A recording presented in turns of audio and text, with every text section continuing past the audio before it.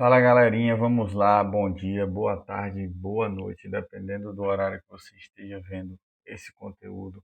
Beleza? Hoje a gente está trazendo aqui mais um conteúdo prático, mais um conteúdo aplicável, né, para vocês aí no termo de gestão de obra, né? Gestão de obra na prática, quem trabalha no campo aí.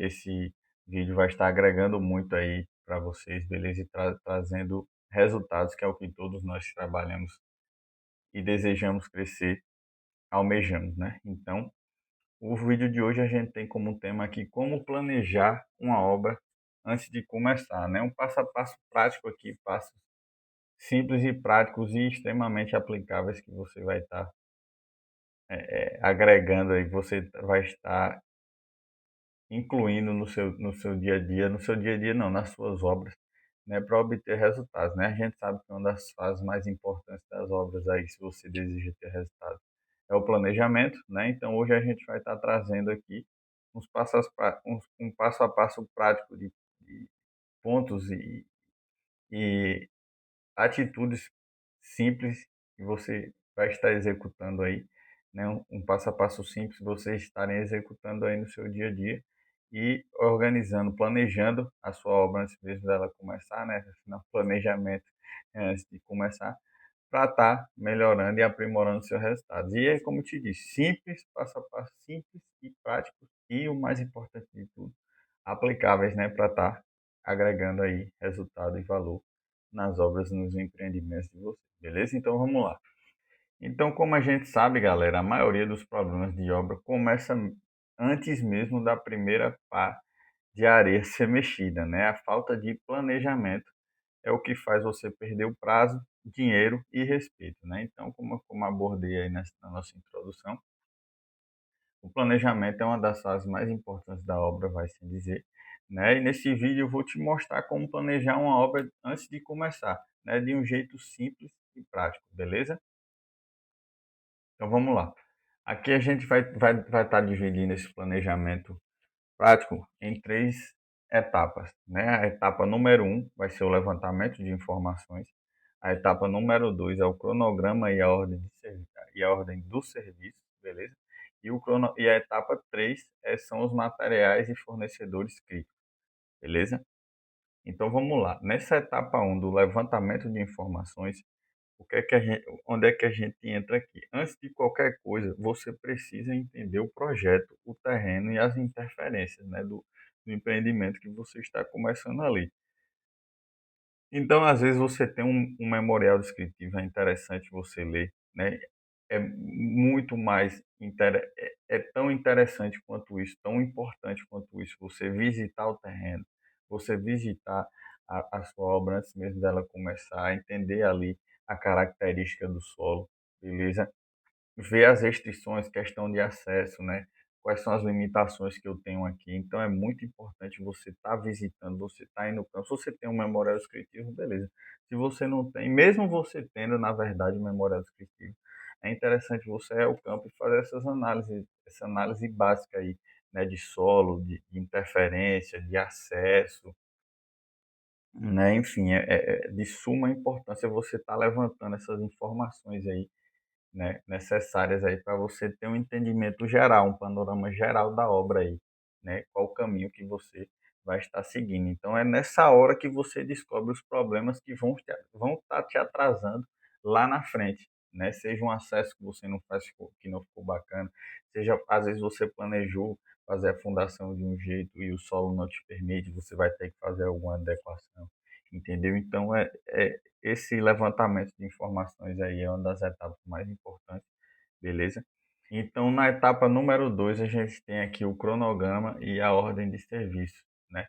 Então, você precisa, às vezes já vem feito isso, né? Às vezes você já tem isso em mãos, dependendo da empresa, da obra, se você é autônomo, enfim, você tem. Mas você tem que ter uma sequência lógica, né? O que depende de quê? Independente de você, por exemplo, você vai fazer uma casa, você tem essa sequência lógica, né? Você sabe as etapas. Isso depende disso, a alvenaria depende da fundação, da viga baldrame estar pronta, né? As vigas superiores depende da alvenaria, as vigas vão depender dos pilares. Enfim, você tem que ter um entendimento. A cobertura depende da laje, né? E se for laje, às vezes não é, enfim, entendeu? Então você tem que ter esse entendimento. Você tem que montar essa sequência lógica ali do que depende de quê, de qual serviço vai travar qual, para você ter o seu cronograma e sua ordem de serviços, né? Você precisa, esse cronograma vai ser o seu mapa de obra. Se ele está errado, nada mais vai dar certo.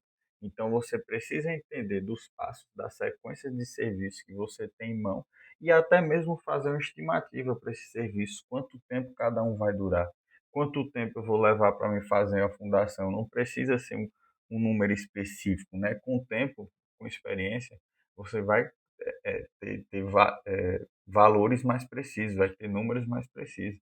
Mas inicialmente, até você que está começando, você precisa ter uma noção, você precisa se nortear. Às vezes essa noção você tem até mesmo perguntando de um conhecido, de um amigo seu que já faz, já exerce aquela atividade há mais tempo que você, às vezes o seu encarregado, você cria essas estimativas com o seu encarregado, mas é importante você ter essas estimativas. Fundação, vou fazer uma estimativa aqui de 6 semanas, 4 semanas, 5 semanas. E aí você vai estar trabalhando dentro daquela margem. Passou disso, foi mais curto que isso, o período, você vai estar adaptando e criando experiência, know-how para os seus próximos empreendimentos, né? Então, é importante você saber a sequência lógica das atividades que você vai executar, seja pavimentação, por exemplo, vou começar com corte, né? Depois aterro. Então, antes do corte e aterro, eu preciso entrar com minha topografia, depois eu executar meu fio, depois execução de base, né? Depois imprimação, TSD, ou CBUQ, enfim. Então, você precisa entender a sequência lógica em que seus serviços vão ocorrer e ter uma estimativa para você se nortear, uma estimativa de tempo, de quanto tempo dura a execução de cada serviço, para você ter o seu cronograma mental ali, um cronograma físico também, né? Às vezes você tem um físico, você vai ter um mental, suas estimativas, você vai pegar um físico pronto e você vai fazer as suas próprias estimativas de quanto tempo cada atividade vai durar e você vai se nortear, buscar trabalhar dentro daquele prazo ali. Se der para encurtar, melhor ainda, né? Você vai estar obtendo mais resultados. Se você consegue encurtar esse prazo, né, mantendo a qualidade, melhor ainda para você, né? Então, é nessa etapa número 2 de suma importância também você ter um cronograma e entender a ordem dos seus serviços ali, beleza? Então, na etapa número 3, materiais e fornecedores críticos, você tem que listar tudo que pode atrasar, né? Se você trabalha com construção civil, é um concreto, é um aço, é uma esquadria, é um piso. Se você trabalha com pavimentação, é o EAI, né? Que é a emulsão asfáltica de imprimação, é o RR2C, é o RR1C, é um aterro, é um equipamento, uma máquina que você vai estar utilizando, uma escavadeira, né?